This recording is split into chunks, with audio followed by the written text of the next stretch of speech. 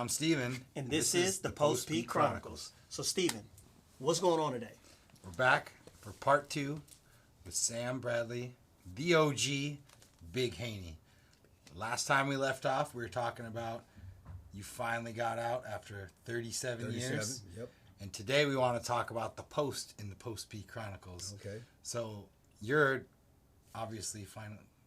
Before we do that, I think it's good to recap. Let's recap. Everything that we talked about, and what better recap than this right here. And the reason I said it is people need to know if they missed the first episode and missed everything that you went through, because the whole point of Post P Chronicles is to say, hey, look what I'm doing now, but look what I went through to get here to the man that I am today. So I want you guys to see this right here. You see this? Well, let me explain it to you. So this is his rap sheet from 1976, starting in juvenile hall. How old was you in 1976? 12. 12 years old, with batteries, burglaries, first-degree murder at 16 years old, juvenile hall, assault, fight, carving gang signs on desks, assault on staff, in prison, your prison record, threatening staff, refusing direct orders, weapons possession, force and violence, fighting, riots, possession of marijuana, mutual combat, possession of contraband. You got throwing an object at officers, like just all the way up until 2003. 37 years worth. 37 years of Big Haney. But now, we're talking Big Sam.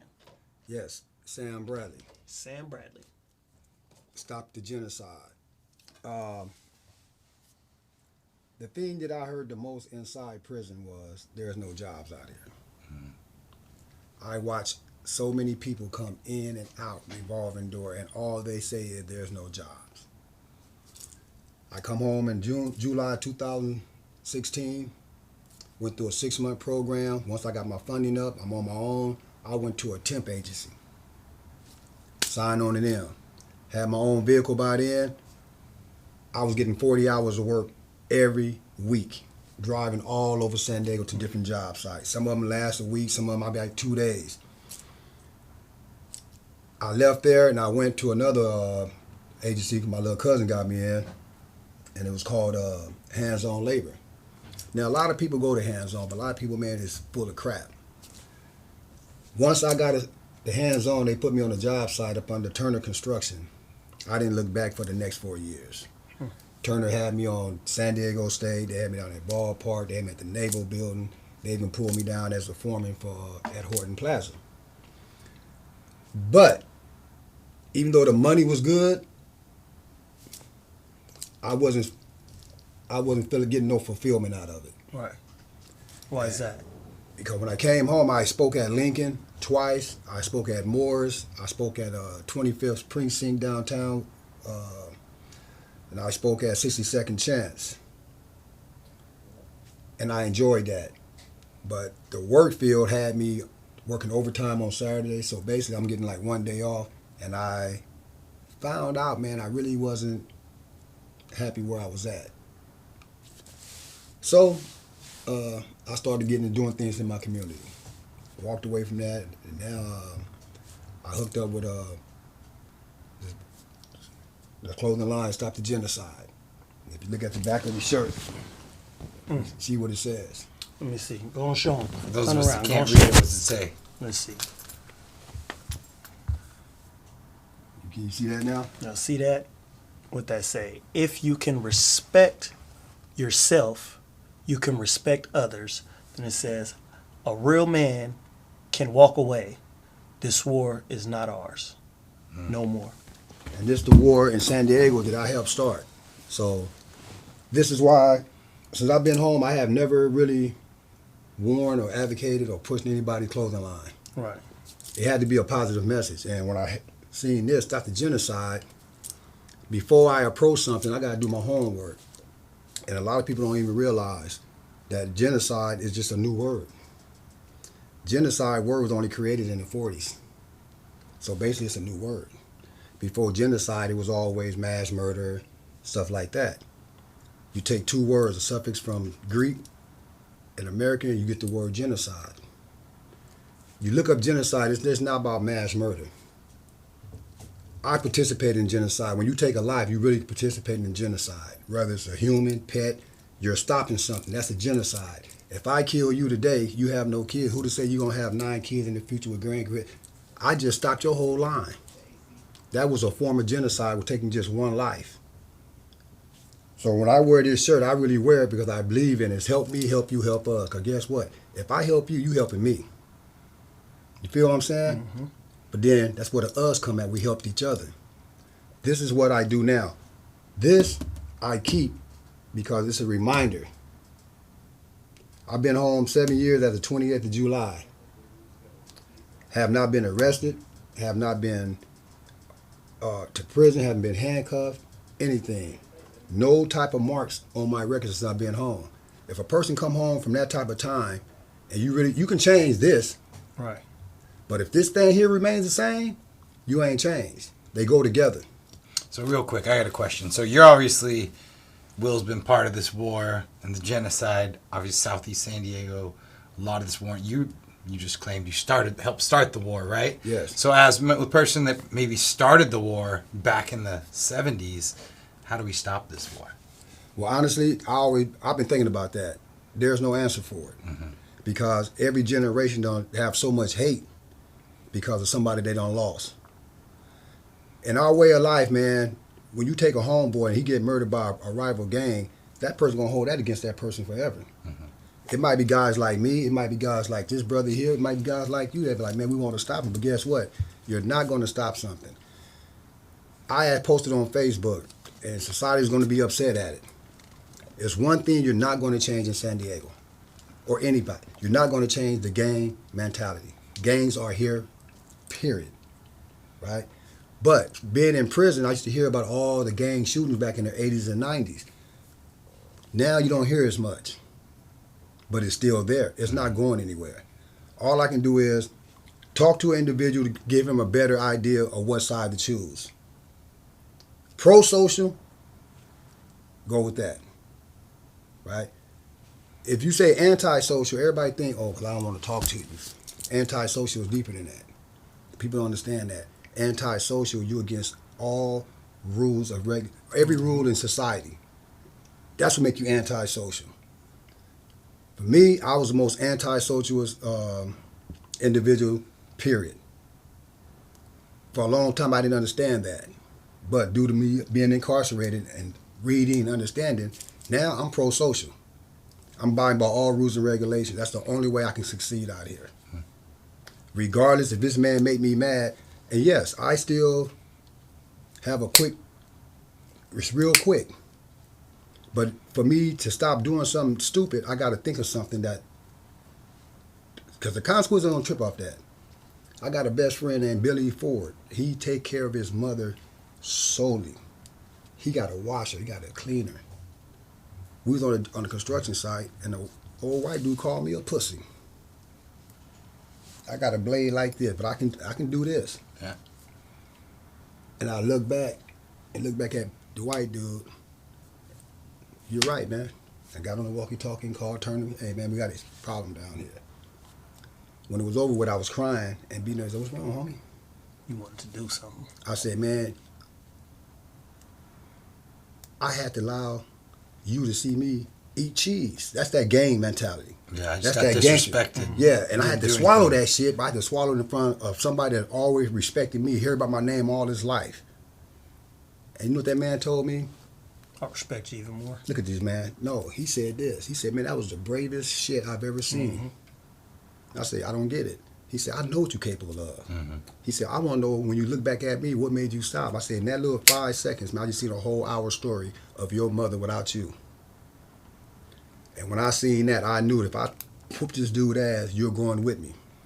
And your mother going to be... And that stopped me. So it's things like that a person got to have to latch on. And today, also, if I get in a situation, the first thing that comes to mind is my wife. She spent 14 of the 21 years with me inside. So what I look like coming out here, out of my character to go back for whatever reason. Is she going anywhere? No. But it would hurt her. It would hurt my family. honestly, it would hurt my community, especially these kids that I deal with at the school. We go there 2 days a week. These kids be looking forward to seeing Sam come up in there. So if any in the future, if it's Tuesday or Thursday, I'm not available. The only reason why I'm available today is because school is out. Mm-hmm. Other than that, this is what I do, bro.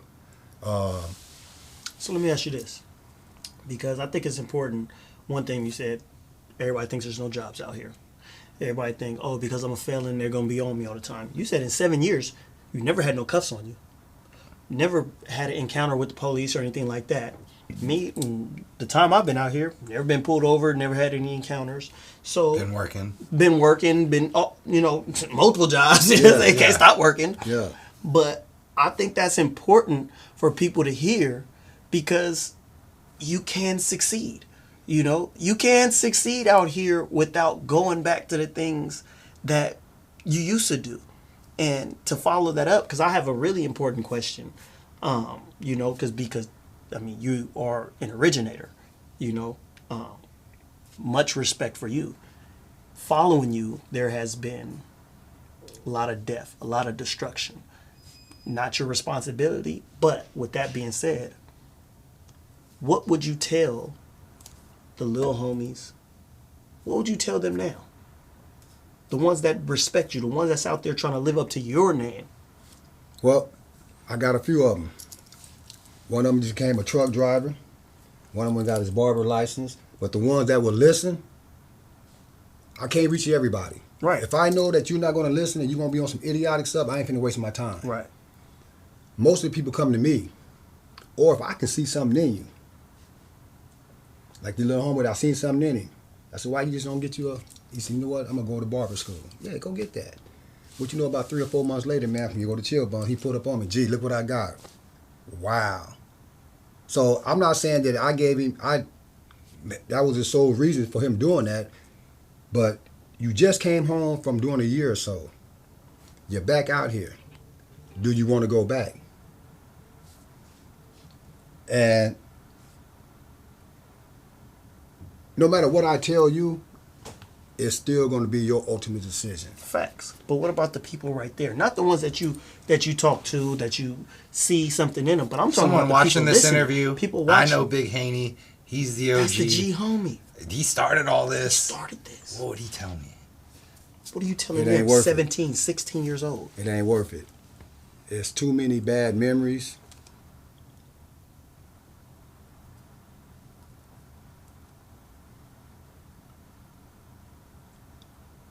It can destroy you, man.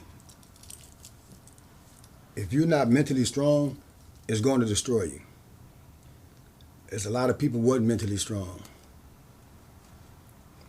I done seen some good dudes, man, young dudes, even old dudes, man, become victims up in there. Some of them became victims at my hands. All I'm saying is this: if you listen to this podcast, you heard everything I've been through. Why would you want to put yourself through that same thing? That's what I ask you. Everything that I've been through, and there are things that people have no idea. Why would you put yourself through that knowing you got this information now? Why? That's all I can ask you. If you told me, if you ain't never been to prison, and you have, and he telling me all this good stuff, he got all this money, whatever, I'm not gonna listen to him, because to me, I don't know you. You ain't did no time. How you know how it is up in there? Mm-hmm. Same way we was in juvenile hall, they bringing all these people in, talking about this and that. You ever been to prison? Nah, but how the F you gonna tell me what prison is like? Yeah. Mm-hmm. So I'm not gonna pay attention to you. Now you have somebody out here that done been through it. 12 years old, you go to juvenile camp, back in juvenile camp 2 months later for another 3 months, and then all of a sudden at 16, your life just stops. My life didn't start back until July 28th, 2016. That was just a whole new beginning. If I wasn't ready here and here, I wouldn't be sitting right in front of this podcast today. I had to go through, to become who I am today, I had to go through all that to transform. If I didn't, Now let me ask you about that transformation process. You guys both thought, oh, I got out, I got a job, I stayed out of trouble. But it's not that easy, right? Oh, no. You guys took steps. You got a folder. You want to show us Will, with MCRP, and homework, all these other programs. So you got out, but you didn't just all of a sudden, okay, everything's good. What was some of the work you did when you got out to become the man you are today? I mean, working's one thing, but what was the self-work you had to do? Well, one of the hardest things I had to do since I've been on, believe it or not, is learn how to live with a woman. Mm-hmm. To learn in the household how to live with a woman. And at the time, a 21-year-old stepson. That, for me, was the hardest thing. Period. Because where you're from, you got nothing but respect, and everyone does what you tell them to do, right? Well, I ain't gonna say do what I tell them to do because I never. No, I'm saying in prison. Well, in prison, even Yeah. I'm one of the type of guys I never want to be known as, oh, he the shot caller, because we didn't get down like that. Right. But did I have a major say what was going on? Of course. Yeah. When we had an issue, yes. Big Haney's here. Bam. That was something I didn't look for. I didn't do everything to get a reputation. I just did everything I did because I thought it was right, according to my lifestyle. And the one thing I always wanted to do is keep everything 100, like people say. But that's one of the hardest things for an individual to do. It's hard. When people look at me for the first time or meet me, because they know the name, they're expecting a big 6'4", 200-pound animal. I see the look in their eyes every time. That's him. Just like my brother said about when you hear things, you hear a secondhand word, you're going to change and change and change. Yeah. At least when people see this iPod, they're going to learn one thing, the reason why, like he said. He believed that LincolnPark was Crips at one time, too. Did. But that's just because people never took the chance to think about, let's break it down and find out who. I ain't never said cuz in my life. Never had a blue rag. So how can LincolnPark be Crips when I'm one of the first generation gang members from LincolnPark? Cleavon, Stay Soft, us, Dodge Nitty, I can name a gang of names. Not one of us ever wore a blue rag to my cuz. Even with like he said about, they thought it was self-defense on what happened in San Quentin. It got to my brother thought I lost an eye. Yes, I got shot at with 5 times with a M16, and somehow she missed. But during that fight, when I was rushing this dude, word got back I had one lung and one eye. Turning this urban legend. Yes, my little brothers, my family, they thought I had one eye and one lung from getting shot. So the stories is going to change. But the individuals that was there with me, which is only a few, because like I said, I stayed on the high level so long, by the time people from my era started coming to the prison, they didn't want to go to the yard where I was at. I ain't gonna say no name, but I got a gang of people that I know that use me as an enemy. Just because they didn't want to go to yards or pens or yards that I was on. Because back then, you come to the yard with me, we on the yard, you can best believe you going to the hole. Ain't no doubt about it, because something's going to happen, and I'm letting you know now, we're not playing. Everybody get your straps. Let's just go. You see? And that's the thing. I don't know, man. I've never put myself on a pedestal. I really haven't. Never. You can't find one individual to say, oh, man, he was loud. Nah, bro. We all equal. Until you show me that we're not equal. And then that's when the other person come out. And so far, in the pen, I don't have to discipline and get one person off the yard from San Diego. To me, that's saying that the yards that I'm on must have been, I had everything kind of tight. You know it's bad when you leave. I come down to Calipat for the first time. With the Calipat, everybody hearing about Big Haney. That night, some homies all came to the door. And the first thing they told me, look, man, you know everybody getting along out here. Everything is good. Don't be tripping. Yeah. Don't come down here tripping. Yeah, but the cool thing about it, the dudes that's coming at me, they already know. Y'all can't tell me shit anyway. Yeah. But these are guys I grew up, Big DS, Big TS, Big K up in the Brims. They looking at me like, man, I was just with you, man, 5 years ago. You know what I told them? Straight up. Man, y'all ain't got a trip. Man, I know you. I got a woman. That changed the game, right? And honestly, it was a few incidents in Calipat, but I stopped so many shit between the whites and blacks. I done stopped the gang stuff rise between the Hispanics and the blacks, black on black. They had a situation, man, where they was forming up, Mexicans and blacks, and I ran off the basketball court because they looked. The yard police was on point. I didn't find out later on to this sergeant named Gary. Say, when we seen everything going on, we seen you leave the basketball court, and you went into talking. He said the first thing I said, oh, whatever it is, Bradley's up in there. And all it was a misunderstanding of black and the Hispanics. The Hispanics was on lockdown for a long time, so while they on lockdown, we use their handball court. But now when they off lockdown, we come back off lockdown, the rules and regulations of the yard still is in play. They got this time, we got this time. They want their handball court. Well, it don't matter. They're not on lockdown no more. These are some risks out of LA. They're not on lockdown no more. So therefore, this is their handball time, so y'all need to get off the court. They got off the court and went on about something else. But what got me was when Gary said, man, when we seen that you went over there, he said, I automatically knew whatever it was good. It was going to get squashed. I've never had myself as a shot caller. So if something happened between the neighbor sets, well, we need somebody to come up to the program. Not me. I don't go to the program and talk about our shit. No. I don't go to the program to make deals or say, oh, I wasn't a Mac rep. Yeah. I'm not going to do that. So let's go back to living with a woman. Let's go back to that. Ooh. Tell us about that. What was the most difficult part of that? Having sex while my son was in the house. Is she keeping you in line, or what's going on when you get out? One thing I can say about my wife, she had faith in me. She know I'm still kind of quick, but she let me breathe. She didn't put no handcuffs on me. She trusted me. So when I leave, I ain't got to explain where I'm at. Sleeping in the bed, when you used to sleeping in the bed about wide as this, you just know how to turn. Right? And you got this big California king. Yes, no, I got it now. One of my friends from Hoover named Obi Anthony, he got a program called Exoneration Nation. Innocent on all the crime he had, so he had to pay him. Well, he sent me some money when I first came home, put it in my wife's bank account. The first thing I went and did, got a California king. But it still took me still staying at one little spot. About 6 months, maybe 7 months, still sleeping in that little spot. Now, it's like I'm all over that thing. Sprawl out. Oh yeah, I can wake up at this end.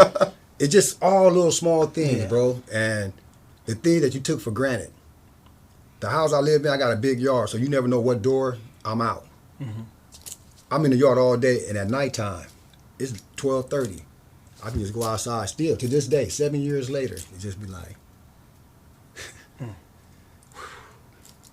it haven't wore off yet. Even coming here today, I can be at a stop sign, like I was earlier. Yeah. In my mind, somebody might look at me in the car like, what's wrong with this crazy motherfucker? I just smiles, bro. It can be anything that I can see that say, damn, I'm free. I don't know how long that's going to be there, but it's 7 years. Hopefully it's forever. Well, you know what? It might be because I don't know, man. 37 years, bro. And when I say 30, I'm talking about 30 on a level 4. Opened up. Before me and him were born. Yes. That's a long time. Yes. Yeah. Opened up 3 180 yards. And guess what? I have never been classified as 180. No. But they kept me on 180 yards. Because you're close custody? No. You could be close custody on level 3. But what it was, before they readjusted all the points, I had 251 points. But to be a 180, you had to come out the SHU program at certain. Well, when they started devising the 180s, I had been out the SHU already a year. Yeah. I was in Quentin. When they kicked me out of Quentin, they sent me straight to a 180 in Tehachapi. Kept me there 10 years. Tried to go to Calipat, they sent me to another 180. New Corcoran. Like I said, I spent 30 on level 4s, all active level 4s. Oh, yeah. That's a permanent scar. And this is why I tell you, man, before you make the wrong decision, especially to you young youth, even some of you kids that's 19 and 20, even some of you adults, You need to stop it. Because if you take a life at the way the laws is today, you're done. And you have no idea how it feels to be up in there saying, I'm never coming home. I'm never going to see society.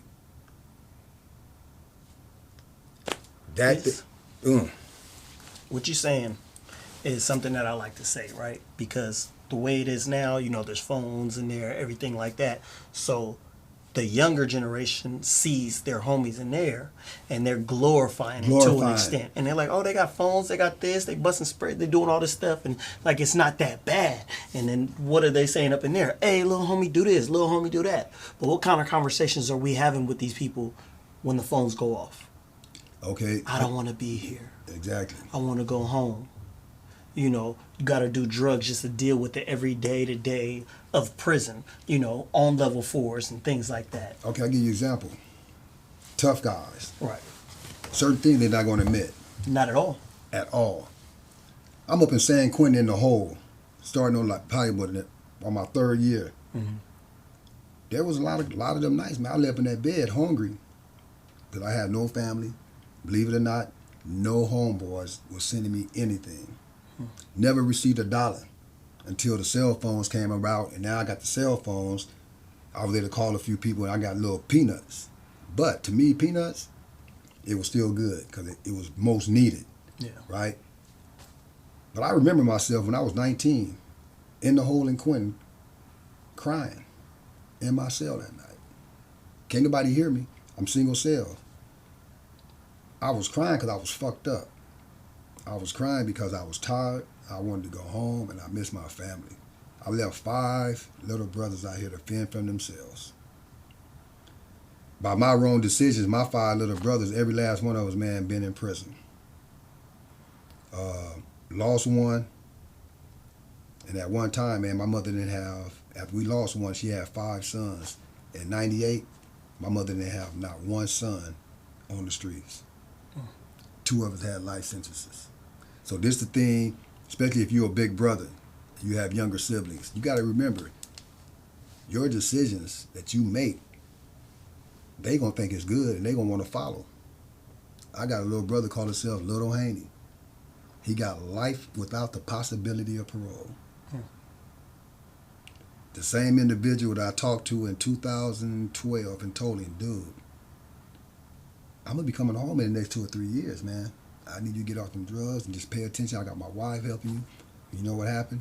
A year later, he catch a murder, and I come home in 2016. So I've been seeing my little brother since he was 8 years old. Mm-hmm. My little brother right now is 53. And that's the part people don't tell you about. I haven't seen my baby brother since he was 8 years old, man. When I came home, my other 2 brothers was the first time I seen 2 of my siblings since 1979. Me and my other brother, we argue a lot on the phone. Even my brother here, still Billy Belcher, he said, I had to tell him, man, you know why we argue? Y'all don't know me. But if I tell you my brother, you don't know me, you're going to get upset. How the fuck I don't know you? I said, take your personal, people are scared to take their personal feelings and put it to the side. Just take your personal feelings and set it over here. You're in your feelings because I said the person that knows me the best is my wife, my Uncle Jack, and my son. My Uncle Jack been in my life in prison over 30 years. Mm-hmm. I met my wife in 2001. So therefore, who know me better in 2016 or 2017 than these individuals? So my brother's, man, he was mad. But then all of a sudden, man, we stopped arguing about shit. Relationship after about 2 years of being around each other. He called my other brother. He said, man, ain't nothing wrong with Sam. He said, man, I didn't like when he said we don't know him, but he said, bro, we don't know him. We have not seen our brother, our big brother, since 79. We don't know him. And now that I've been home 7 years, me and my little brother Bill talk to each other every day. We don't even argue no more because he understands what my tweaks is. Everybody have a tweak. We can be talking, and if it's important, I'm trying to say something, then just be an active listener and let me get it out, and then you can respond. Don't stop me when I'm trying to, and you keep coming up with these ideas. No. Once I make up my mind, leave me alone. Let me do what I do. If you try to stop it, we're going to have a problem. Right. And my brother now, for the first time, man, in 7 years, man, he understood. He know me now, but the person that know me the best is that lady that I'm married to, Rolanda, and my Uncle Jack, and my stepson, Stevie. Man, so let's talk about that, because it's extremely hard to have a relationship in prison. You know, so how did you guys meet? For the first time, man, I had met a little homie in New Corcoran. Mm-hmm. And I had another dude myself from Lincoln. Well, I told you I had to get somebody off the yard, Mm-hmm. put a lick down, but I tell these two young homies, I got life. You got about 6 months. You got about a year and a half. Don't get involved. I got this. Took care of my business. But one of the dudes, I look up, he got the other homie over there stumping the boy out. Okay, you out my cell. Slim, move you in. Because your mom needs you home, dumbass. Your mom got cancer. His brother was going to college. So I took Slim in. Instead of corrupting him, Mm-hmm. I put a blanket on him. We on the yard, everybody got to have straps. Slim, give me your shit. You going to get everybody cracked. But he's a good kid. Name is Daryl McMillan. So he was talking to his girl, and Denise wanted to talk to me, just say, thank you for looking out for Daryl. That boy came in, I think, with a 13-month sentence, ended up doing like 8 years. On the yard with the wrong homies, getting caught with knives. So my first opportunity to do something for somebody else, that's when I say things started happening. He was on the phone, I talked to Denise, and she was like, I heard somebody say, hey, see you at work tomorrow. Who was that? Oh, it's one of my friends, but she going to college, she don't mess with thugs or whatever. She ain't, okay, well, let me speak to her. If she ain't want to talk to you, just tell her I just want to ask her something. And I told her the truth. She asked me, okay, what do you want from me? I just told her a letter. Huh? Slim get mail every day. We in a 180. 10 cells on the top, 10 on the bottom. You hear the police calling everybody's name for mail. Mm-hmm. Number. I said, I don't hear my name called. I want to know I exist. So I wrote a letter to her through her friend. She responded. We started writing. Then she came to visit up in High Desert. A year later, we got married. Wow. I got to Calipat. It was funny, too. I get to Calipat. I called her, told her I'm in Calipat. She come up for the visit. And we ain't had no contact visits now. Because when she came to High Desert, we was on lockdown. And lifers didn't have conjugal visits at yet. all. They took them. They took them, and you was home before they got them back. Hey, I came home that July. They gave the visits back February. I was like, I don't care. I got family visits every night now. Fuck y'all. You know what I'm saying? But when we got to Calipat, she came on that first weekend. It was so funny. We've been writing a year. She told me she loved me. I love her. And she, you know how you get to the visit, she went to shake my hand. I grabbed her motherfucking ass, man. And I try to touch her heart with my tongue. And I can still remember how she looked back and she looked. And the one thing I didn't do, this lady is educated. She was going to get her bachelor's degree. Most men in prison think about, because you're criminal mentality. The first thing I got to do is get her to bring the sack. Parents was worried about that, and I'm like, I ain't gonna never do that with you. What? For what? Just because my game might be tight, somebody can be in the head, I can slip and get caught. If I get caught, it's you. You going to school to be a school teacher. I'm gonna promote that more than anything to make you go further. So I've never asked her to break no rules or laws for me in prison. This is my woman. And when she got her bachelor's degree, she was, go for your master's. I want to go get your master's. And I watched her get that first master's. Then I watched her get that second master's. Right? She's a special education school teacher in Sweetwater School District to this day. So this is the funny part. I'm in Calipat 7 years. So you got all these couples come and visit every weekend. Right before I left, I looked in the visiting room. I said, babe, look at this visiting room. There was, out of all them couples in 7 years, only 4 couples that was in that visiting room that was in there from the same 2002 till I left.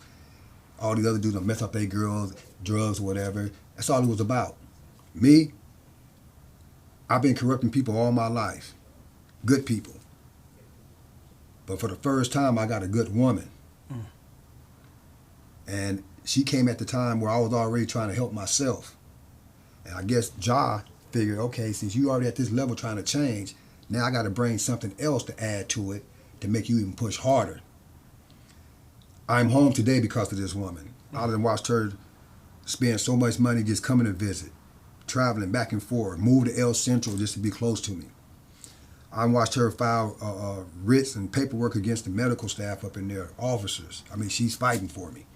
Something go wrong, they ain't doing what they supposed to do medically. All you need is outside help. She was at outside help. You can't fuck over me in there without me telling my wife. She's gonna go hard.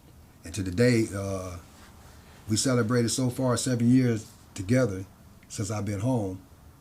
And October, we finna celebrate our 21st wedding anniversary. Wow, it's amazing. Yeah, man. I got somebody that got my back. And I posted a picture when we went to the zoo. And she was like kissing me on my neck. And I just posted a picture like, man, there's one thing I know for sure. This woman loves me. She accepted you at your worst. At the worst. And I asked her that, oh, here go the key part. I wasn't in love with my wife when I married her.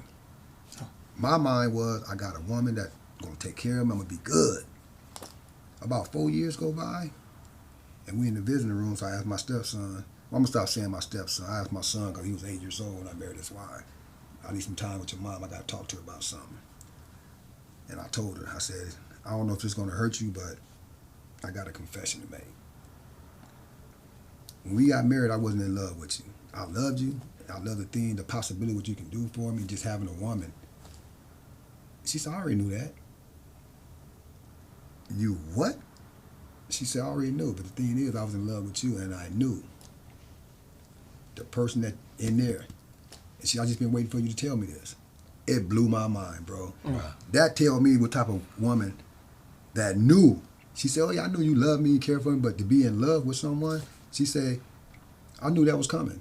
But I was already in love with you, so it didn't matter. That's someone you keep forever. Oh, without a doubt. That's someone that, like you said, that's the motivation to stay out right there, because you're not going to find that every day. Because they say in the Bible, God gave a rib to a woman. So I found the woman that got my rib. That's your rib. Because a person can go through his lifetime, you never meet your soulmate. You can walk right by your soulmate, never know. But when you find it, keep it. Oh, you'll know. Cherish it. That's what it I do. It also says in the Bible, he who finds a wife finds a good thing and obtains favor from the Lord. So that's favor from God right there. And look.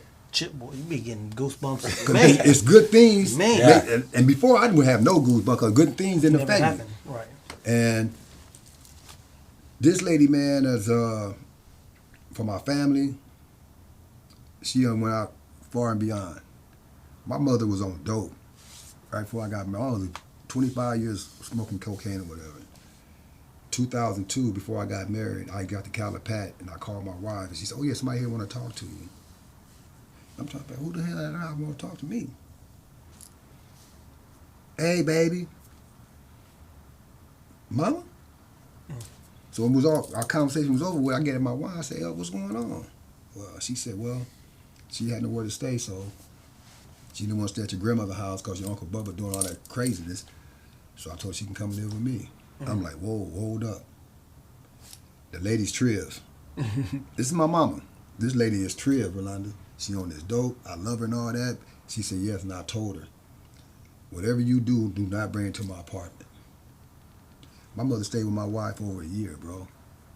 When I got married in 2009, I haven't seen my mom since, at the time, I think it was about 25, 26 years. It was the woman, my wife, that went and got all the paperwork and did everything, got my mom's approved to come and see me. She brought this lady up there to see me for the first time in about 26 years, man. And when I went in that visiting room, everybody had it set up. I didn't know what was going on.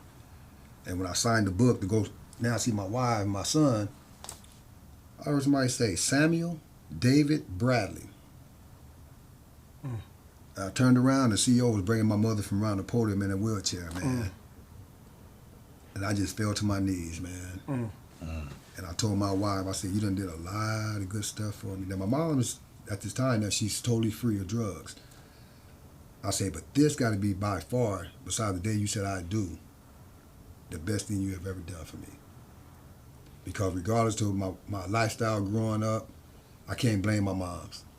You know, my mom was Southeast too, and we learned from her. Right. But it goes farther than that.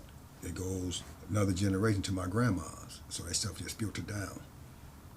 Most families, people don't even realize that. It filters down, bro. And some families can catch it, but then some don't. The blessing for me is I think out of all my grandmother's kids, only my mother kids turned out to be the roughnecks. Right. So I'm blessed to know all my little cousins, my uncles, and all them.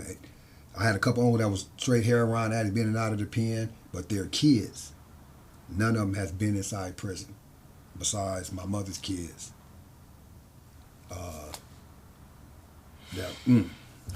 Man, so what's the future look like for you?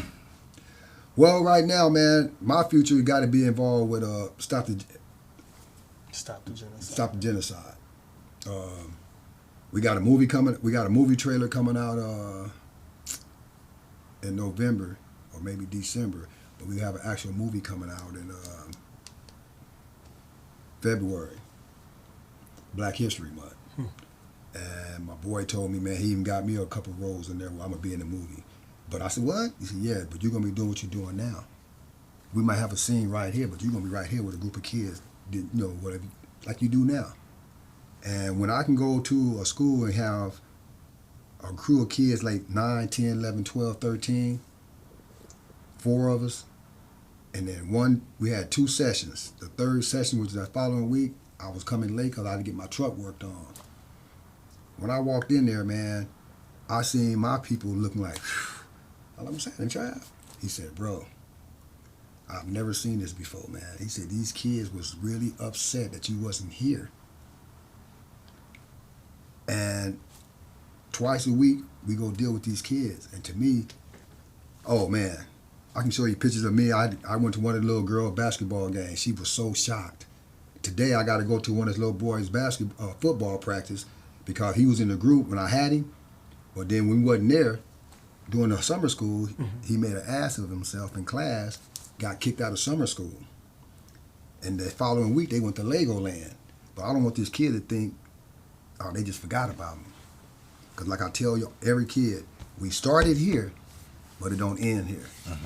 So I'm going to his practice today, let him know, you messed up. But now I got to be a part of your life still, so I can, once the school start back, I want you on that good program. You just missed Legoland. It's all about the attitude, and your attitude right now is, I can do what I want. You can't. Because if you start doing what you want right now, you're going to make bad choices. Facts. And that's a fact. I think, let me explain this here. If you ask me what was the best moment of talking to the kids, I spoke at Lincoln. 3 months later, I'm at a 99-cent store in Lemon Grove.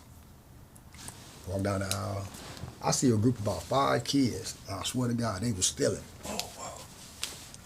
And they seen me and they panicked. I was like, hey, don't worry about me. I ain't the po-po, man. Y'all keep doing y'all thing, man. Man, but I already know what I'm doing. Oh, hold up 1 second. Now, not on this phone, but I went to Mitzi Slick site called Mitzi Slick is Everywhere. And there is a story on me on there. And when I showed the kids, one of the kids looked, he said, oh, man. He said, Sam, right? I said, don't tell me. Was you at the school when I spoke, man? Yeah. And this is what he did. Talked to his little friend. I started seeing him putting stuff back. So I'm going down the aisle. I get to while I'm paying, I look over there. Every last one of them young kids was up there paying. And like I told him right there, it starts from petty theft. It starts from shoplifting. You start shoplifting, you get away with it. So now, I can do this more. Now you don't have no more gratification at that. So now you're gonna start going to something bigger. Then you're gonna start going to something bigger. It all starts with me as shoplifting and curfew. The little girl that I was mentoring, she was in a Jewish diversion program called She Missed Her Curfew. They got her on probation, which is a setup. We're gonna keep giving you probation as a juvenile, but then as soon as you turn 18, you get a crime, we're gonna violate your probation. Then you got about 9 years probation. You're gonna do 7 years in the pen. That's the setup. When them kids was paying for that stuff, and dude came to me and said, Sam, I want to apologize. I said, apology accepted. It was a young kid, man. Young white kid. I'm telling you, it was crazy. They was up in there stealing, but this dude was at the school when I spoke. So to watch them now say, okay, you know what? We're not going to steal. Now, they might not stole that day because I was me, but still. But to you watch left the them. impact. Yes. Yeah, that might have changed the whole trajectory of their Man, that's all it takes. Yeah. So if it's 5 of them kids, maybe 3 of them made from this morning made the right decision. The other 2 might like, I don't care about that. But at least them 3. I'm gonna tell you why. Out of them 3 or just 1. Who to say you don't become a mass murderer? Facts. Who to say he don't start a whole nother gang and kill up a gang of people? Who to say he don't become the governor? Exactly. So therefore, You know, that's why to me I think that was one of the most best feelings because the dude looked at me and said, Sam? And I was like, yep. Just the other day at the gym, a kid walked up to me. He wanted to see Travis about the gym getting a membership. He like, hey man, what's up? Sam, right? I'm like, yeah. So we got to talking. But I'm trying to figure out where do I know this kid from? I said, man, hold up, man. Where I know you from? He said, man, I used to play football for Lincoln. He said, I remember in 2017, I think it was Thanksgiving Day. I left the store after I lost my money, my last $20. I lost that, found somebody's phone, then I was leaving the store. I get a call to go to Lincoln. I'm kicking with the kids. He was one of the football players. I went to that game that Friday at Southwestern, and they won. And if you go back to that time, you'll see a Randy Moss. What's that thing they call you got mossed? yeah. Yeah. With a picture of one of the youngsters that I was speaking to and raced, I was talking to at the game. What do you know in the end zone? That dude threw up the ball and he caught it. But before Randy Moss got this, I had posted it on my Instagram and Facebook. Then I think that Sunday morning I'm watching sports, the same picture. You got Moss. It was Lincoln High. That's awesome. It was that kid that was in the gym just the other day. He told Travis, he said, man, he said, Sam, you be coming here? I said, I come through here every day, one point or the other.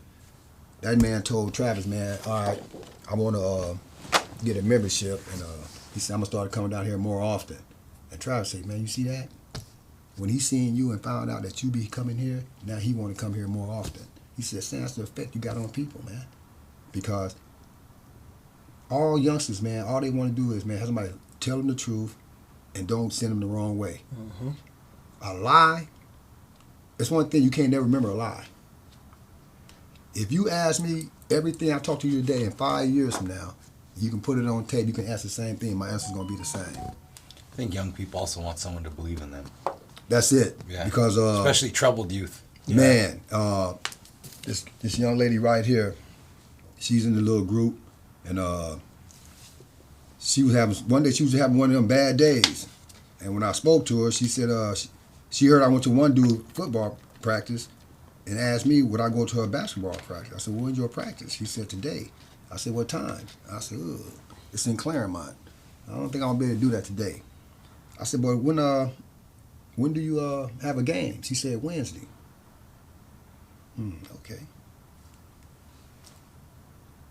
Went to a game, huh? Went to her game, bro. And unfortunately, when we came in, I'm looking for her on the court. She was on the sideline. See that right there. Yeah, she was on the bench, right? But guess what her mom? When she seen me, my wife said, "Ooh, she just seen you," and the smile. So I get up and I walk down. I'm looking. I said, "Excuse me, ma'am. Are you the mother of Nene?" She said, "Yes, I am." I said, She said, "Are you Sam from the school?" I said, "Yes, ma'am." She said, "Oh, thank you for coming." She said, "Because when I seen my daughter, why is she smiling like that?" When she looked and seen me, it was just, ma'am. And scored 30 points. When she got on the court, I noticed the coach don't know what he's doing. Their team getting beat. All our team, put your hands up. Somebody guard, protect the basket. Her team is looking at people just shoot. So I'm on the sideline. Put your hands up. Next thing you know, the game is starting to change. Nene, don't be afraid. Get up in there. And next thing you know, she getting rebounds, right? And my wife was like, wow. So when it was over with, we took the picture, and then we came back to the class, I think that Thursday, and I had the picture framed. And I gave it to, she was embarrassed. She didn't want other students to see it. She was like, "Oh, I'm so," don't be. I said, but you take this picture and you give it to your mom. This is something that I want you to know. It don't stop here. And then I learned something else about her. Why? They asked the kids, what's your favorite meal? One kid said hamburgers. They asked the other little kid, what's your favorite meal? She said top ramen. And I looked at it, and in my mind, that kind of hurt me because that's me telling me that's all you probably eating. Well, Nene, she said something I ain't never heard of before. The fuck is that? Come to find out, culturally, that's why she's so ahead of them kids. Her dad is Japan, living over in Japan somewhere, Okasai, whatever that place. Okinawa. Her mom is Cuban, so she done been places. Culturally diverse. She's and that's why I said, now I get it. You're way ahead of these kids, and that's why you by yourself. And if somebody had an issue with it, she was mad. But after one day of talking to me, and I told her, from now on, if you want to do better exercise, don't wear them flip flops. Wearing them, let me guess, them Crocs. Yeah. And she gonna tell me, she said, look, All the kids. I will have tennis shoes on from this day on. Tennis shoes. Like I told her, what we start here. Don't stop here. Don't stop here. What I'm looking for is saying 20 years from now, I can be doing anything. Ain't that? Hey, Coach Sam. Hey. Nene? Oh my goodness. I'm looking for that to affect a young child's Lasting life. change. Yeah. Knowing that this person could have went over here instead of going this way. So that's what I strive for. And when I see my friend and 35-year-old dudes, hey Travis, oh man, I started training with Travis when I was 12. What you doing now? Oh, I got this business, I got that business, and I watch how this man has transformed himself and helped the community. So it's like, oh, that's right up my alley. That's changing your Man, legacy. Hey. Changing the narrative. That's why somebody asked me the other day, hey Sam or Haney. I said either or. He said, what do you mean either or? I said, now when I was in prison, I had to stop people from calling me Haney. I need the administration to understand that I'm no longer part of this lifestyle. So I wouldn't even answer to Haney. Yeah. But you gotta remember, they're still the same people. Yeah. One is just a character name, and one is my birth name. But they're still the same people. One is vicious, the other one is vicious too. But the good guy, Sam, know how to maintain Haney now. At one time, Sam didn't have no win. Haney was like, shut up. This is the character that I created, that's what I wanted, and I kept it for too many years. Too many years.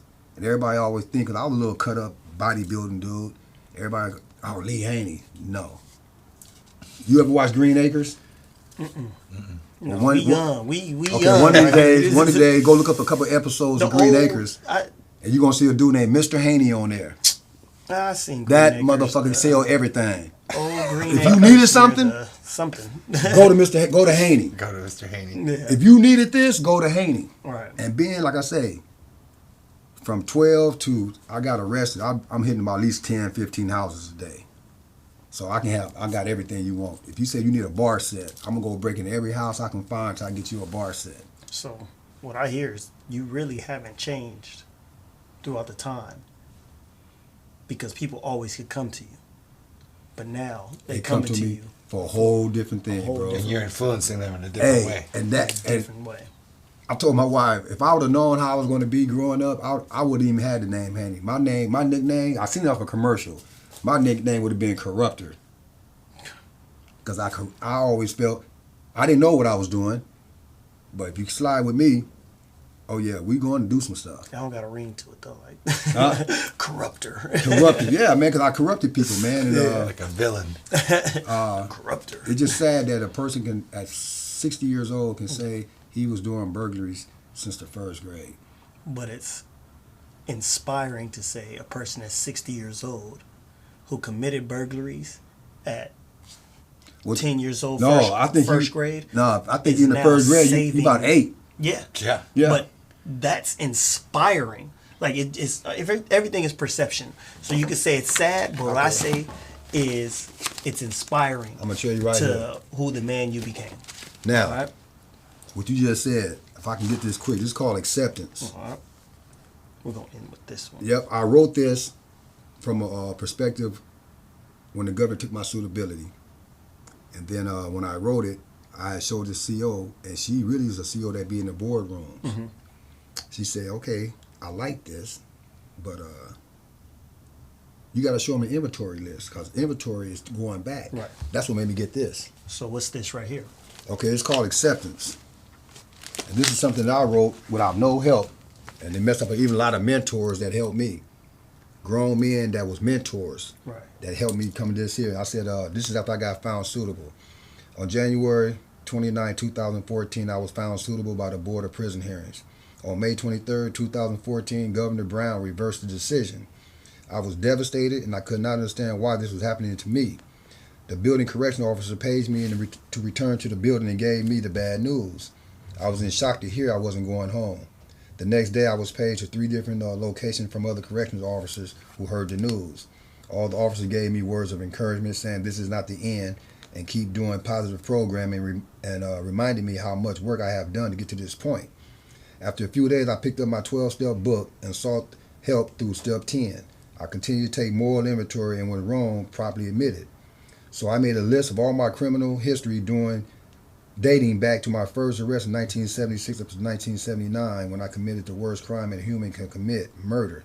I did not rationalize my actions. I wrote down every infraction while in juvenile hall, CDC 115s, over 21 28s. I was a horrible, immature adolescent as a juvenile and remained immature as an adult for a long time in prison. I allowed myself to surrender to peer pressure from older gang members. I chose to become the worst of the worst in the world with few choices for young gang members. You either become a feast or a beast. I chose to become a beast and continue my path of destruction for many years until my incarceration, enjoying being feared by my peers. After viewing my past on my inventory list, I put myself in the Governor Brown's shoes and I understood his decision based on what I viewed. The governor wanted to be sure I'm not that same person any longer. In 1999, I had my first glimpse of recovery. I started attending Narcotics Anonymous. I had limited options due to being on level 4 yards. However, I continued attending self-help programs, and in 2005, I made a decision to walk away from the street gang. I turned in numerous of CDCR 22 forms to the institutional gang investigators to have my gang status changed from active to non-active, to no avail. My past is horrendous, and I have corrected the way I think and how I behave. I am no longer an impulsive adolescent or immature adult.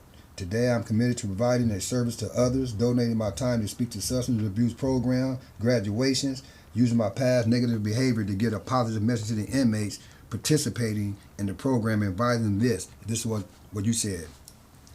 Positive change is possible. If I can change, anybody can change. Right. This is my motto. I practice what I preach. I explain to inmates and then even to the history such as mine, a person can make positive changes if you do the work. In my antisocial past, I would have handled bad news differently. Today, I do not indulge with anyone or anything that promotes antisocial behavior or make irrational decisions, drug-free, and I now have respect for all authority figures. Acceptance. I accept that I was a violent young man. I hold myself fully accountable for my past. I understand who I am and will always work to be better. Now I understand the governor's decision to reverse the board findings of suitability for parole. Not only did I commit murder in a callous manner, I also continued my reign of terror in prison for many years. I appreciate you, Sam. You know, everybody appreciates you. Keep doing your thing, man. Keep changing, keep inspiring. And once again, I'm Will. And I'm Steven. And this is the Post P Chronicles. And I'm Sam Bradley or Haney.